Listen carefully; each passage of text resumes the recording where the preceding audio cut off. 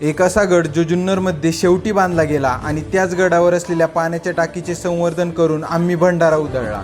तर नमस्कार मित्रांनो, मी तेजस आणि या 20 गड संवर्धन सिरीजच्या 18व्या भागामध्ये आज मी आलो 24 किलोमीटरचा प्रवास करून किल्ले नारायणगडावर, जिथे 36 मोहिमांनंतर ह्या पाण्याच्या टाकीला आज मोकळा श्वास मिळणार होता।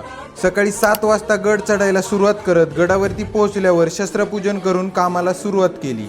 जुन्नर तालुक्यातील 7 गडांपैकी एक असलेला हा नारायणगड, जो 1818ला विष्णू इंजिनियरने उद्ध्वस्त करण्याचा प्रयत्न केला होता आणि आज त्याच गडावर या पाण्याच्या टाकीचे संवर्धन करण्यासाठी अनेक मावळे आले होते, जे पूर्ण मातीला बाहेर काढून हे पाण्याची टाकी गडावरती वापरात कशी येईल याकडे त्यांचे लक्ष होते। एकीकडे या पाण्याच्या टाकीचे संवर्धन चालू होते, तर दुसरीकडे याच पाण्याच्या टाकीमध्ये येणाऱ्या पावसामुळे माती न जमा व्हावी म्हणून भक्कम पाण्याचा बांध तयार करण्याचा प्रयत्न चालू होता, ज्याचे वरतून येणाऱ्या पाण्याच्या प्रवाहाला वेगळ्या दिशेला वळवण्यासाठी काम चालू होते। या जतन करत असलेल्या कार्यामध्ये या मावळ्यांना हा इतिहास आणि हे स्वराज्य जपताना पाहून नक्कीच महाराज कुठेतरी आनंदी असतील हे ध्यानात ठेवून शेवटी 3 तास ही मोहीम पूर्ण करून या मोहिमेमध्ये आलेला प्रत्येक मावळा भंडारा उधळून या पूर्ण केलेल्या कामाला त्याच्या आयुष्यात आनंदी क्षण जगत हर हर महादेव ही घोषणा देत होता।